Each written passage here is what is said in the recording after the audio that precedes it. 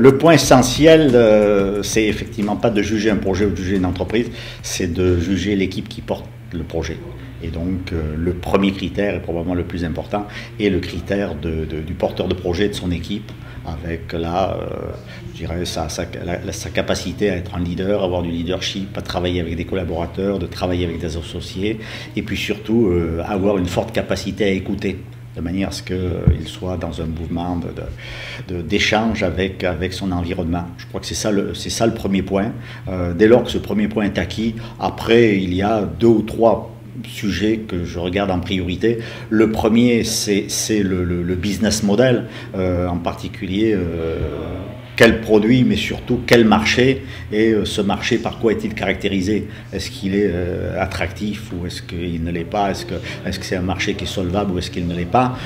Donc ça c'est le deuxième critère après l'équipe. Le troisième que je regarde en détail également est toujours le critère lié avec le marché, qui est comment accède-t-on à un marché? Parce que parfois on a l'idée, la bonne idée, il y a le marché attractif, mais on ne sait pas passer de l'un à l'autre. Et en général, ce sont là les points faibles que l'on trouve dans les projets. Je suis business angel depuis 2005, puisque c'est en 2005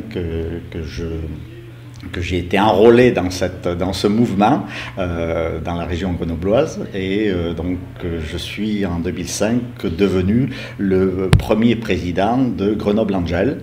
Donc c'est de cette époque-là que date mon engagement dans le mouvement des business angels. J'en suis toujours le président aujourd'hui, et je continue à pratiquer 2 ou 3 prises de participation par an. Aujourd'hui, je crois que je suis présent dans 14 entreprises.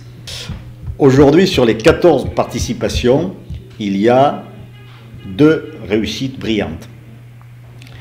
Il y a une dizaine de projets qui, pour l'instant, sont en train d'évoluer.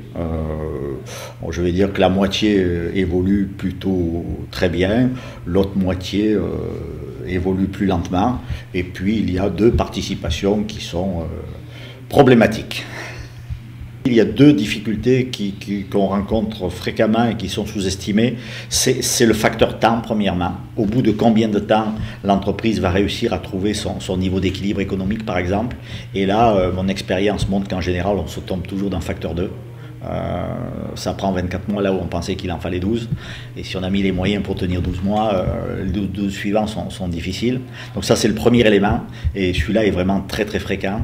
Le deuxième élément, c'est que dans certains cas, on imagine mal les besoins en financement qui vont être nécessaires. Là, j'ai en tête une entreprise dans lequel le besoin en fonds de roulement est important, et ce besoin avait été sous-estimé, ce qui fait qu'aujourd'hui on est dans une situation où l'entreprise a un produit qui marche, des marchés qui sont solvables, mais elle a des difficultés pour réussir à disposer des ressources pour créer son stock, par exemple, et donc pour croître rapidement. J'ai un point de vue très précis et très tranché sur le business plan. Je ne dirais surtout pas qu'un business plan ne sert à rien, mais je dirais que c'est quelque chose qui ne se réalise jamais.